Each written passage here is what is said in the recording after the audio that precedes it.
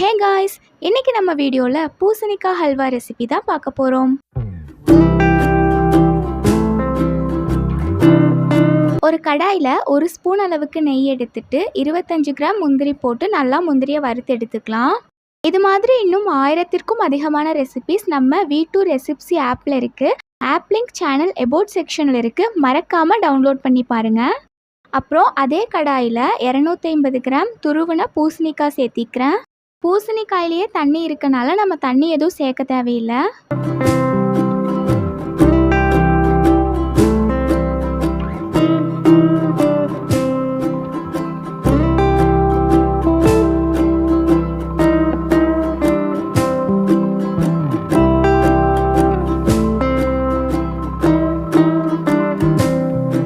பூசணிக்காயிலிருந்து தண்ணி நல்லா பிரிஞ்சு வந்த அப்புறமா 1/4 ஸ்பூன் அளவுக்கு கேசரி பவுடர் சேர்த்திக்கிறேன். நல்லா மிக்ஸ் பண்ணி விட்டுக்கலாம்.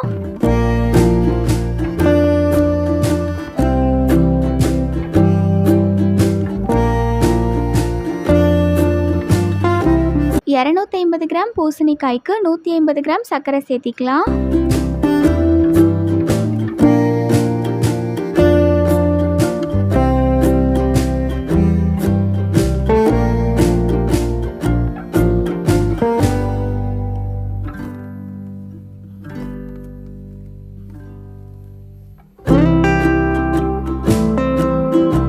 நம்ம இடையில கொஞ்சம் நெய்யும் எண்ணெயும் சேர்த்திட்டே இருக்கணும். நான் மொத்தமாக 4 ஸ்பூன் நெய்யும் 4 ஸ்பூன் எண்ணெயும் சேர்த்திக்கிறேன். அதே மாதிரி கடைசியாக 4 ஸ்பூன் நெய் சேர்த்திக்கலாம்.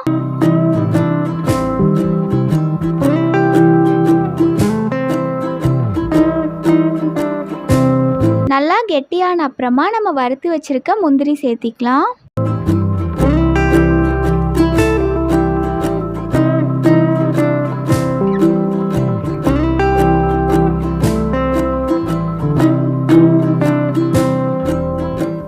அவ்வளோதான், நமக்கு பூசணிக்காய் ஹல்வா ரெடி.